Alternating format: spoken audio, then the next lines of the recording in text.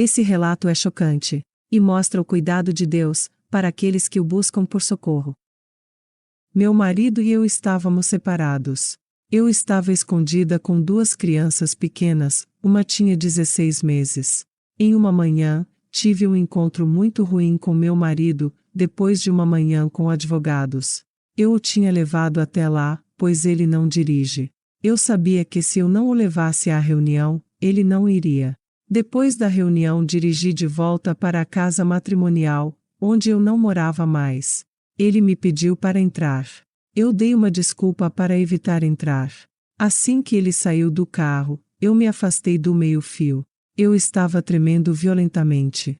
Fui direto para a casa da minha amiga, onde meu filho estava esperando por mim. A hora do almoço tinha passado e eu queria levá-lo para casa para o cochilo. Minha amiga me pediu para ficar. Ela teve um mau pressentimento. Agora sei que ela tinha uma diretriz do Espírito Santo, mas ainda não entendia essas coisas. Ela podia ver que eu estava agitado e ela implorou para que eu não saísse. Mas eu precisava resolver meus pensamentos. Então, prometi a ela que assim que meu filho acordasse do cochilo, eu voltaria. Ela relutantemente me deixou ir. A viagem da casa dela para a minha foi a poucos minutos de distância. Quando cheguei em casa, meu filho estava dormindo no banco do carro. Eu tinha uma rotina quando ele estava dormindo. Eu o pegaria do carro, o carregaria, por cima do meu ombro até a casa, destravaria a porta da frente e o levaria direto para a cama. Então eu desceria imediatamente e abriria a garagem. Então, eu dirigia o carro para a garagem e fechava a porta. O carro estaria escondido e a porta estaria trancada atrás de mim. Tudo o que restou para ser feito foi trancar a porta da casa. Tudo isso não levou mais do que 4 minutos. Enquanto colocava meu filho no berço dele, pensei como ele era pacífico. Um pequeno consolo no meio do caos. Eu estava descendo as escadas quando ouvi alguém entrar no corredor, pela porta da frente. Pensei que fosse um dos meus vizinhos, que poderia ter me visto voltar para casa. Provavelmente procurando uma xícara de chá e uma conversa. Virei a esquina no fundo das escadas e fiquei cara a cara com meu futuro ex-marido. Como ele encontrou minha casa? Pensei que estava escondida. Como ele me encontrou? Como ele chegou aqui? O pânico aumentou dentro de mim. Ele não tinha estado em nenhum lugar à vista quando eu parei na minha garagem e não havia onde se esconder lá fora. Era uma rua de casas de fila sem espaços entre elas. Não havia arbustos exuberantes para se esconder atrás. Nenhum único prédio para se esconder atrás. Não havia nenhum lugar para se esconder.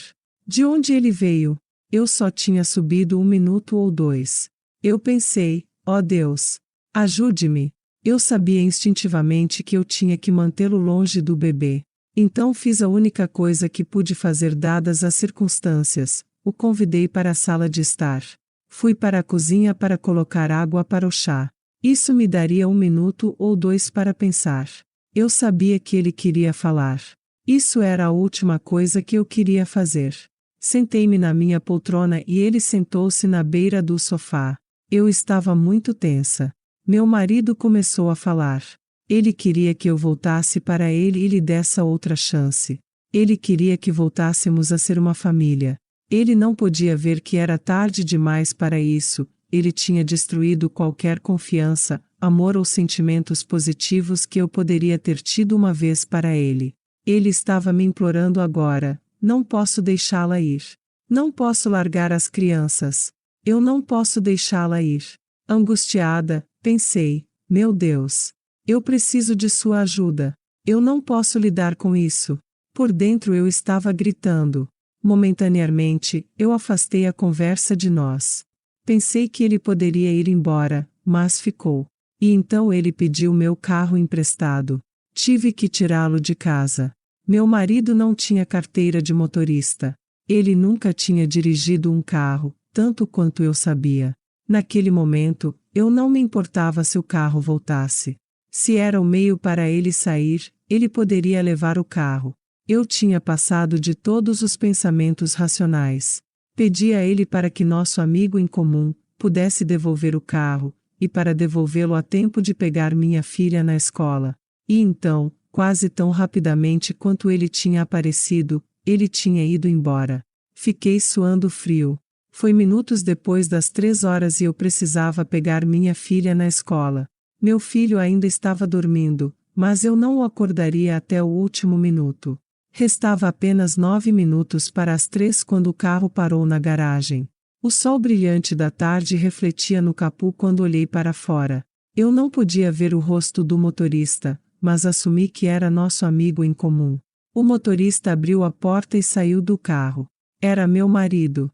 Eu tinha apenas 20 minutos agora para acordar o bebê, ir para a escola e pegar minha filha. Esperava conseguir as chaves do meu carro com meu ex-marido sem deixá-lo entrar em casa. Mas ele marchou com força para dentro da casa antes que eu pudesse chegar à porta para trancá-la. Ele estava carregando um envelope, e ele estava com raiva novamente. Ele entrou na cozinha e jogou o envelope na mesa. Gritando comigo, ele pegou o envelope e tirou o acordo de separação. Com raiva desafiadora, ele rabiscou seu nome por baixo, ainda gritando comigo enquanto assinava. Se isso é o que você quer, você pode tê-lo, ele rosnou. Tive que me afastar dessa raiva. Eu me recuei para a sala de estar. Ele seguiu. Ele atravessou a sala e sentou-se na beira do sofá. Ele começou a implorar para que eu não fizesse isso com ele. Eu me sentei na poltrona, como uma pedra. Eu estava impotente. Eu o odiava e queria que ele fosse embora, mas não podia me mover porque tinha medo dele. Eu não podia me dar ao luxo de fazer um movimento errado agora. Meu ex-marido veio até mim e descansou uma mão no meu joelho. Ele estava chorando agora, dizendo: "Não posso desistir de você, não posso desistir de você." Sem aviso, os dedos dele apertaram na minha perna. Olhei rapidamente nos olhos dele. "Eu não vou desistir de você", ele rosnou. Vi a personalidade dele mudar no espaço de 1 ou 2 segundos na frente dos meus olhos. Eu já tinha visto isso antes quando ele estava bebendo. Mas desta vez ele estava sóbrio e muito perigoso. Era rápido e inconfundível, como se alguém tivesse desenhado uma sombra sobre a janela para sua alma. Antes de eu ter tempo para reagir, suas mãos voaram para minha garganta e ele começou a me sufocar. Eu pensei: meu Deus! Ele vai me matar. E então ele disse: "Eu vou te matar." Eu segurei as mãos dele, e nós dois caímos no tapete. Tentei tirar as mãos dele do meu pescoço, mas ele era muito forte para mim. Se eu pudesse ter um dedo ou 2 entre as mãos dele e a minha garganta. Eu não conseguia respirar. Eu rolei no tapete, levando-o comigo. Suas mãos soltaram por um mero segundo. Foi o suficiente para respirar. Nós lutamos um pouco mais. Ele estava forte gritando e me xingando.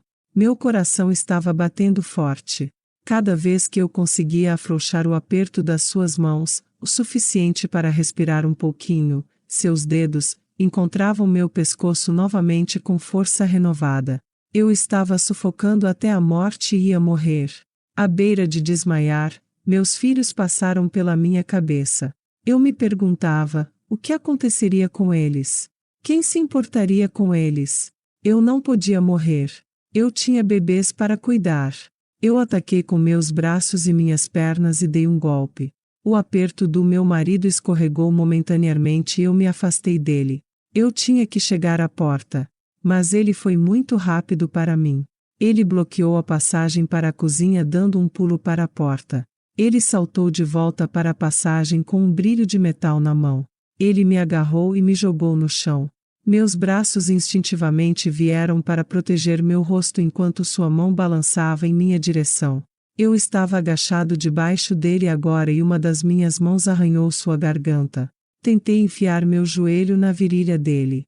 Eu tentei morder e chutá-lo, qualquer coisa para fugir dele. Continuamos lutando um contra o outro, primeiro no corredor e depois na sala de estar. Havia manchas de sangue no tapete agora. Havia respingos de sangue nas paredes. Ele me prendeu no chão e pela terceira vez ele rosnou: "Eu vou te matar." Embora eu ainda estivesse revidando, Eu não conseguia respirar. Ele tinha cortado com sucesso meu suprimento de ar e eu sabia que eu ia morrer nos próximos segundos. Eu me rendi. E todo o pânico me deixou. Enquanto deslizava para a escuridão, eu disse em minha mente: estou pronto para morrer, Senhor. Uma luz pura e brilhante me engoliu e eu não tinha mais um corpo físico. Mas eu ainda existia. Eu não tinha olhos para ver, mas eu olhei para tudo ao meu redor. Eu estava no centro de um vasto nada, mas o nada não estava vazio. Estava completamente cheio da presença do Deus vivo. Não há palavras na língua portuguesa para descrever onde eu estava. Eu estava no meio da glória. Então o Senhor me envolveu em seu amor e me segurou até seu peito. Eu estava cheio de cada fibra do meu ser, com sua paz que passa toda a compreensão. Senti o amor que ele tinha por mim. Meu Deus! Eu nunca soube que ele me amava tanto. Envolto nesse amor, envolto nos braços do meu Pai, entreguei minha vontade, a mim mesmo e tudo o que eu era, completamente e sem hesitação. Eu estava nos braços do meu Pai, e tudo o que eu queria era ficar lá para sempre. Disse ao meu pai que estava pronto para voltar para casa. Meu pai só falou palavras para mim. Mas o que eu posso compartilhar é que ele me disse que dar meu testamento, eu mesmo e minha vida a ele, era o que ele estava esperando. E então ele me disse que estava me levando de volta porque não era hora de eu voltar para casa ainda. Meu pai me deu uma nova vida, física e espiritualmente. Ele me trouxe de volta ao chão daquela pequena sala de estar. Ele soltou o aperto do meu marido da minha garganta e o afastou de mim. Lentamente me dei conta de estar de volta ao mundo. Meu corpo inteiro doeu. Eu estava deitada no tapete daquela sala de estar. Quando abri lentamente meus olhos, vi meu marido sentado a poucos metros de mim, agachado no tapete. Lágrimas corriam pelo rosto dele e havia sangue por toda parte. Sua camisa e calças estavam cobertas de sangue e ele estava chorando e gemendo. Aos poucos, pude ouvir as palavras. Ele ficava repetindo: o que eu fiz? Meu Deus! O que eu fiz? Não entendi por que ele estava coberto de sangue. Eu não sabia então por que ele estava coberto de sangue. Ele estava soluçando com o rosto enterrado nas mãos. Eu não tinha mais medo. Eu tinha enfrentado a morte, e todo o medo se foi. Eu sabia que tinha que tirá-lo de casa. Ele estava começando a balbuciar incoerentemente agora. Eu falei, e quando ele viu que eu estava viva, ele levantou-se apavorado. Pela primeira vez, ele parecia notar que estava coberto de sangue. Ele ficou assustado. Levantei-me do chão lentamente e fiquei de pé, falando calmamente. Sobrou pouco para minha voz por causa do dano na minha garganta. Minha garganta doeu e minha voz estava rouca. Mas eu ainda tinha que convencê-lo a sair. Ele me implorou para não ligar para a polícia e eu assegurei-lhe que não ligaria. O que ele queria ouvir era o que ouviria. Mas ambos sabíamos que ele não podia sair com sangue por toda a roupa. Subi as escadas e peguei um par de calças que eu esperava que caberia nele. Quando eu dei a ele, ele rapidamente os colocou, mas manteve o controle sobre as roupas ensanguentadas. Ele não tinha certeza do que fazer. Ele começou a ficar agitado e irracional novamente. Eu estava falando com ele, tentando dizer as coisas que ele queria ouvir. Ao mesmo tempo, tentei guiá-lo até a porta da frente. Até hoje, não sei o que o fez partir. Só poderia ter sido Deus, o meu pai. Parecia que eu literalmente o empurrei pelo corredor e para fora da porta da frente. Lembro-me de trancar a porta assim que o empurrei para fora. Então, eu corri de volta para a cozinha para que eu pudesse ver em que direção ele correu. Levei 5 segundos para chegar à janela da cozinha. Mas quando olhei para fora, ele tinha ido embora. Não havia nenhum vestígio dele. Ele tinha desaparecido sem deixar rastros. Foi quando meu corpo entrou em choque. Há um relatório policial e um relatório do hospital sobre isso, tudo documentado com fotos dos meus ferimentos. Quando fui levado para o hospital, um guarda da polícia foi colocado do lado de fora da porta do meu quarto. Em menos de 6 meses, me mudei, me divorciei, mudei o meu nome e o da minha família e me escondi. Meu ex-marido, agora vive em outro país, ainda está vivo e muito perigoso.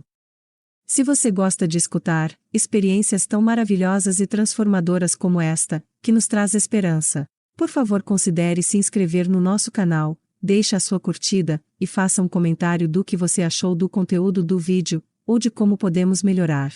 Muito obrigado por assistir até aqui, e QM, Vida Depois da Vida.